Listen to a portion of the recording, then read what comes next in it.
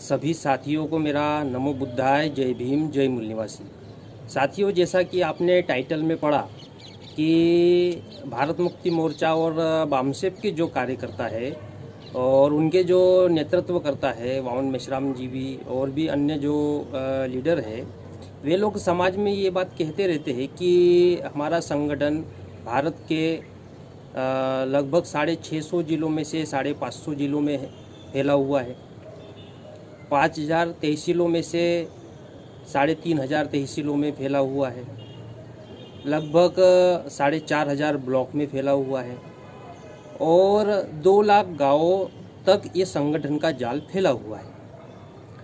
अब ऐसा जो कार्यकर्ता या लीडर ऐसा कह रहे हैं, तो आज के इस वीडियो में हम ये समझने का प्रयास करेंगे कि आखिर इस भौगोलिक नेटवर्किंग जो कही जाती है या 2 लाख गांव तक जो संगठन का जाल पहुंचा, विभिन्न जिलों में, तहसील में, ब्लॉक तक पहुंचा, आखिर इसके क्या मायने हैं, आखिर इसका क्या मतलब निकलता है और इस बात का प्रचार प्रसार आखिर क्यों करना चाहिए, आज हम इस मुद्दे पर आज बात करेंगे।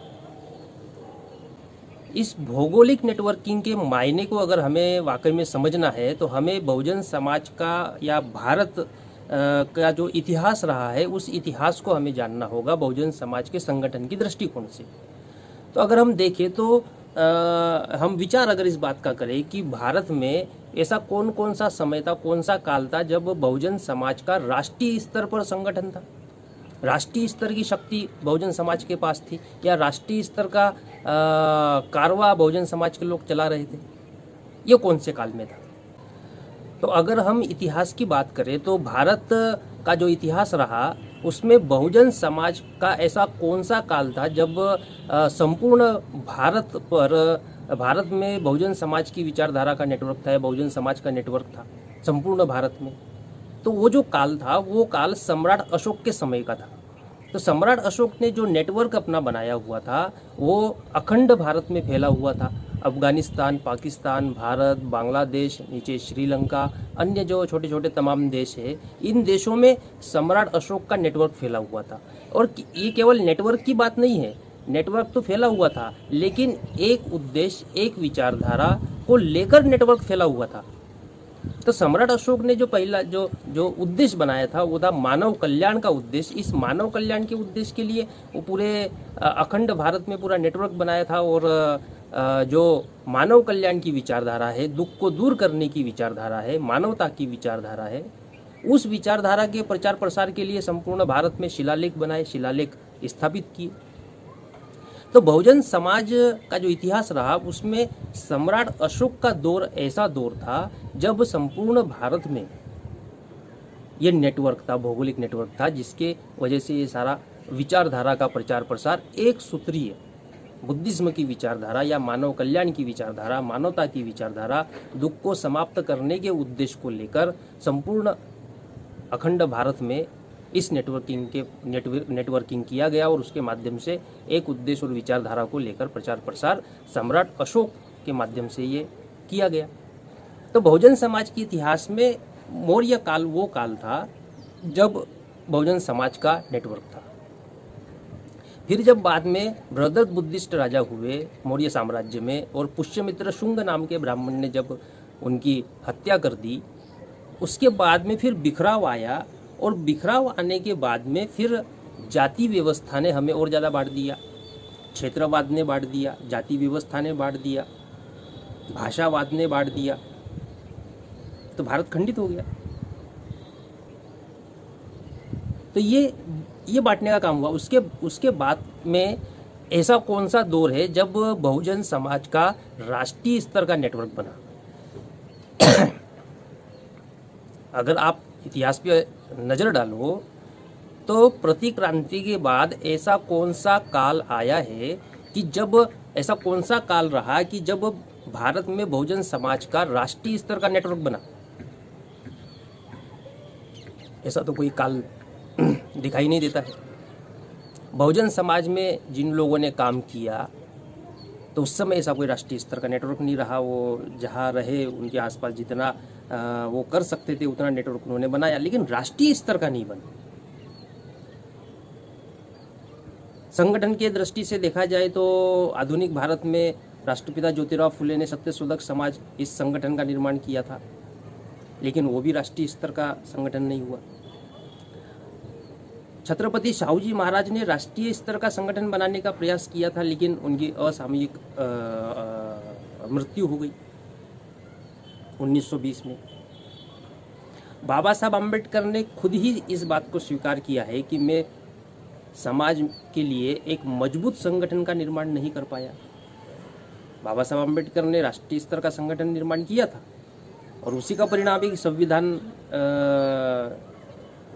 में अधिकार दिलाने में कामयाब हो पाए।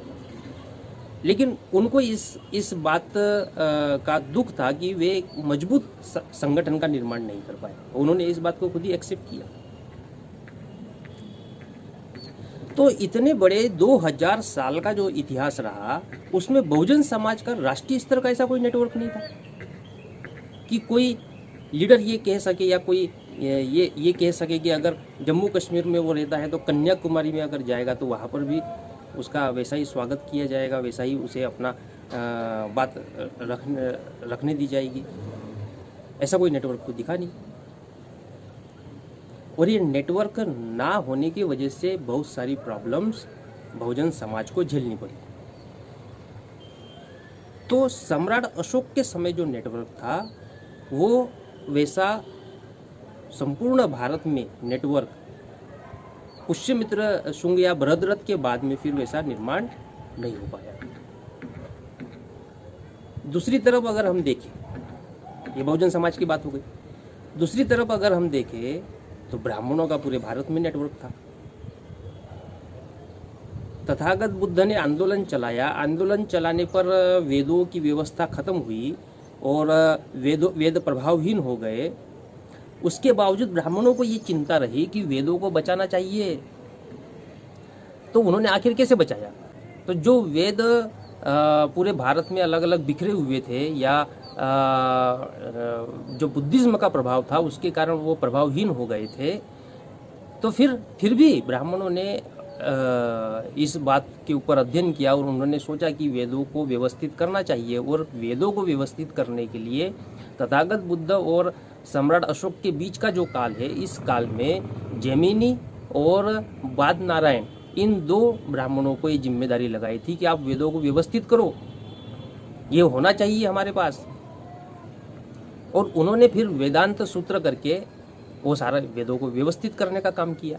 तो ये वो कैसे कर पाए, आखिर इसमें सफल कैसे हुए? क्योंकि ब्राह्मणों का नेटवर्क था। अगर नेटवर्क नहीं होता तो जैमिनी अगर मान लो उत्तर प्रदेश से निकलकर आंध्र प्रदेश में अगर गया, मान लो, तो आंध्र प्रदेश में कोई उसको अपने घर क्यों बुलाएगा? वो खाना क्यों खिलाएगा? वो पानी क्यों पिलाएगा? नेटवर्क होगा तो वो पानी पिलाएगा, खाना खिलाएगा ना। नेटवर्क नहीं है तो काय के लिए खिलाएगा पिलाएगा? तो दूसरी तरफ हम देखते हैं कि जो ब्राह्मणों का नेटवर्क है वो बौद्ध काल रहा हो, चाहे मुगलों का काल रहा हो, कोई भी काल रहा हो, लेकिन ब्राह्मणों का नेटवर्क बड़ा सॉलिड था। और उस नेटवर्क की बदौलत ही वो एक दूसरे से जुड़े हुए थे ना। इसका दूसरा एक उदाहरण मैं बताना चाहूँगा कि पुष्यमित्र शुंग ने प्रतिक्रांति की और प्रतिक्रांति करने के बाद मनुस्मृति जो कहते हैं लागू हुई। तो हमारे सामने प्रश्न है कि मनुस्मृति संपूर्ण भारत में कैसे लागू हो गई? पुष्यमित्र शुंग का जो राजपाट था वो तो संपूर्ण भारत में नहीं था, तो फिर मनुस्मृति संपूर्ण भारत में लागू कैसे हुई? तो ब्राह्मणों के नेटवर्क की वजह से लागू हुई ना। उस मनुस्मृति को भारत के संपूर्ण जितने अलग अलग क्षेत्र में ब्राह्मण रहते उन्होंने एक्सेप्ट किया ना उस मनुस्मृति को। और एक्सेप्ट करने के बाद जैसे जैसे अनुकूल परिस्थिति आई उन्होंने अपने अपने क्षेत्र में उसको लागू किया। जहाँ पॉलिटिकली हो सकता था पॉलिटिकली किया, जहाँ सोशल हो सकता था सोशली किया, जहाँ रिलीजियस हो सकता था धार्मिक आधार पर धर्म का उपयोग करके किया, लेकिन मनुस्मृति को लागू किया। तो ये कब ये परिणाम कैसे आ सकता था अगर ब्राह्मणों का आपस में नेटवर्क नहीं होता? तो उनका तब से नेटवर्क चला आ रहा है। बंगाली ब्राह्मण हो, चाहे महाराष्ट्रियन ब्राह्मण हो, चाहे तमिल हो, तेलुगु हो, जम्मू कश्मीर का हो, उत्तर प्रदेश का हो, बराबर एक दूसरे से कनेक्ट रहते, एक दूसरे की बात को समझते हैं। उसके हिसाब से वो अपना आगे की प्लानिंग बनाते हैं। तो बहुजन समाज का नेटवर्क कहाँ था? वो तो था नहीं। तो खापर्डे साहब और वामन मेश्राम जी, इन लोगों ने मिलकर फिर ये भौगोलिक नेटवर्किंग चलाने का कार्यक्रम बनाया। और इस भौगोलिक नेटवर्किंग के तहत आज के तारीख में एक उद्देश्य, व्यवस्था परिवर्तन, विचारधारा, मूल निवासी महापुरुषों की विचारधारा को लेकर संपूर्ण भारत के 2 लाख गांव तक ये नेटवर्क पहुंचा। तो आप सोचो कि बहुजन समाज का जो नेटवर्क था वो सम्राट अशोक के समय तो बहुत विशाल था। उसके सामने तो ये तो 2 लाख गांव का तो कुछ भी नहीं है लगभग, वो तो बहुत विशाल था। लेकिन उसके बाद में ऐसा फिर बड़ा नेटवर्क बहुजन समाज में नहीं बन पाया। वो बनाने का काम भारत मुक्ति मोर्चा और बामसेफ ने किया। अब ये कितना बड़ा ऐतिहासिक कार्य है, इसका आप अंदाजा लगा सकते हैं। तो बहुजन समाज का ये पूरा नेटवर्क 6 लाख गांव में होना चाहिए। इस बात को ध्यान में रखते हुए मेश्राम साहब निरंतर काम कर रहे हैं। और आप कल्पना कीजिए कि 2 लाख गांव में नेटवर्क है तो इतनी ताकत दिखाई दे रही है। 6 लाख गांव में जब जाएगा तो तब क्या होगा? बहुत बड़े पैमाने की ताकत हमारे पास में बन जाएगी।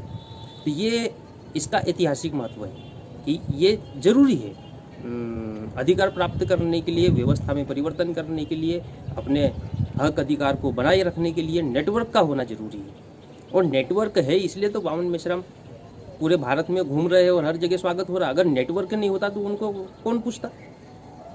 किसी नई जगह पे जाके उनको कौन पूछता? ये बात, नेटवर्क कितना महत्वपूर्ण है, ये बात जब मध्य प्रदेश में, मुझे याद आ रहा है कि मध्य प्रदेश में 2002 में राज्य अधिवेशन हुआ था।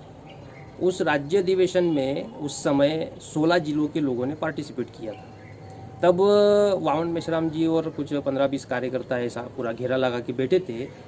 तो तब वामन मेश्राम जी ने कहा था कि इस राज्य अधिवेशन में 16 जिले के लोगों ने पार्टिसिपेट किया, आगे चलकर ये 20 होंगे, 25 होंगे, 50 होंगे जो आपके मध्य प्रदेश में जिले हैं। लेकिन ये कितना महत्वपूर्ण काम है इसको पता नहीं, बोले आप समझ रहे हैं या नहीं समझ रहे हैं। लेकिन आप इस नेटवर्क को जल्द से जल्द मध्य प्रदेश के सभी जिलों में पहुंचाइए। ये बात उन्होंने 2002 में कही थी। इसलिए अगर हमको नहीं भी समझ में आया तो जो दिशा निर्देश जारी होते हैं उस दिशा निर्देश के अनुसार काम करना चाहिए। रिजल्ट तो उनको पता चलता है। तो ये एक बात है जो मुझे याद आई। हम फिर अपने विषय पर आते हैं कि आखिर ये नेटवर्क कितना इम्पोर्टेंट है। तो सम्राट अशोक के समय में जो नेटवर्क था, आज की तारीख में उसको बनाने का प्रयास किया जा रहा है। एक उद्देश्य, एक विचारधारा के तहत संपूर्ण भारत में भौगोलिक नेटवर्किंग होना चाहिए। तो ये महापुरुषों के अधूरे कार्यों को पूरा करने का काम चल रहा है। बाबा साहब अम्बेडकर ने कहा था कि मजबूत संगठन नहीं बना पाया, उस अधूरे काम को पूरा करना होगा, उसको पूरा करने का काम चल रहा है। तो ये एक साइड हो गई हमारी विचार करने की। दूसरी साइड कि आप सोचो कि ब्राह्मणों का नेटवर्क पूरे भारत में था और बहुजन समाज का नेटवर्क पुष्यमित्र शुंग के बाद में फिर पूरे भारत में ऐसा नेटवर्क नहीं बन पाया। आज के तारीख में 2 लाख गाँव में नेटवर्क पहुंच गया, तो उनके पेट में पानी कितना गुड़गुड़ करता होगा, इस पर विचार करिए। क्योंकि उन्होंने भी संगठन बनाया, उनके कई सारे संगठन हैं, राष्ट्रीय स्तर के संगठन हैं, उनका पूरे भारत में नेटवर्क है। और बहुजन समाज का केवल एक संगठन है जो कहता है कि 2 लाख गाँवों में नेटवर्क है। उसके बावजूद कितनी प्रॉब्लम है।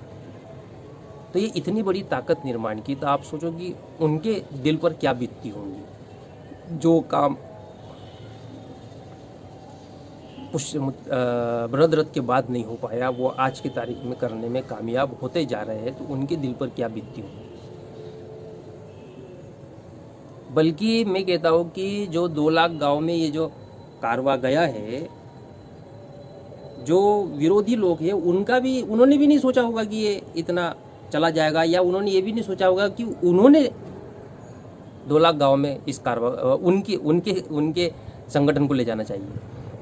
जो वाम से भारत मुक्ति मोर्चा ने जब ये नेटवर्क का प्लानिंग बनाया और गांव में जब 2 लाख गांव तक ये मामला पहुंचा, तब उनको लगा कि गांव में जाना चाहिए। उन्होंने भी गांव में जाने की प्लानिंग बनाई। लेकिन समस्या ये है कि अभी कुछ दिन पहले आपने देखा होगा, 1-2 महीने पहले की बात है कि एक आरएसएस का कार्यकर्ता गांव में गया, 25-50 लोग बैठे हुए थे, और जैसे ही उसने फिर वो अपना आरएसएस का नाम निकाला और झंडा लगाया, वैसे ही लोग एक एक करके उठ के चले जाने लगे, उठ के जाने लगे थे। उन्होंने कहा वो जो आप हिंदू का बता रहे हो वो हम खुद बचा लेंगे, हम खुद ही अपने हिंदू धर्म की रक्षा करने की सक्षम है, आपकी आरएसएस पारएसएस की हमें कोई ज़रूरत है नहीं। जाए तो जाए कैसे? और दूसरी तरफ भारत मुक्ति मोर्चा के कार्यकर्ता जहाँ भी जाते हैं, जिन गाँव में जाते हैं, या फुले शाहू अम्बेडकरी विचारधाराओं को लेकर जिस भी गाँव में जाते हैं, वहाँ स्वागत होता है। तो आप सोचो कि उनके ऊपर कितनी बीत रही होंगी। तो इतना ज़्यादा ये इम्पोर्टेंट मामला है, इसीलिए जो इस संगठन से जुड़े हुए हैं, जो अन्य संगठनों से उनका कोई टारगेट तो है नहीं 6 लाख गाँव में जाने का, लेकिन जो भारत मुक्ति मोर्चा से जुड़े हुए लोग हैं, उन लोगों ने हर हाल में ये अपने मन में विचार करना चाहिए कि मुझे 1 महीने में या 6 महीने में, साल भर में कम से कम 10 गाँवों को, 20 गाँवों को, 25 गाँवों को मुझे हर हाल में नेटवर्क में लाना है। चाहे उसके लिए मुझे किसी प्रकार का कोई रास्ता, चाहे टेलीफोन के माध्यम से, चाहे खुद स्वयं जाकर, चाहे अपने मित्रों को भेजकर, चाहे पैसा देकर, लेकिन मुझे 1 महीने में इतने गाँवों को मुझे अपने संगठन के नेटवर्क में लाना है। ये पक्का डिसाइड कर लेना चाहिए। 2 लाख गाँव में जाने पर 6 अक्टूबर की रैली हुई थी, तो इतना हौसला बढ़ गया, इतना मनोबल बढ़ गया। आप सोचो कि 6 लाख गाँव में जब मामला जाएगा तो बहुजन समाज का हौसला कितना बढ़ेगा। तो आज के इस मुद्दे पे मैं इतना ही कहना चाहता था कि ये जो भौगोलिक नेटवर्किंग है, ये ऐतिहासिक कार्य है, और ये आने वाली पीढ़ियों तक ये नेटवर्क एक बार स्थापित हुआ एक उद्देश्य विचारधारा के लिए, आने वाली पीढ़ियों को इसका लाभ मिलेगा। तो इस महान उद्देश्य को पूरा करने के लिए आप लोग कार्य करेंगे, ऐसा ही मैं सोचता हूँ, और इसी विचार के साथ मैंने ये वीडियो बनाया। सभी साथियों को मेरा नमो बुद्धाय, जय भीम, जय मूल्यवासी।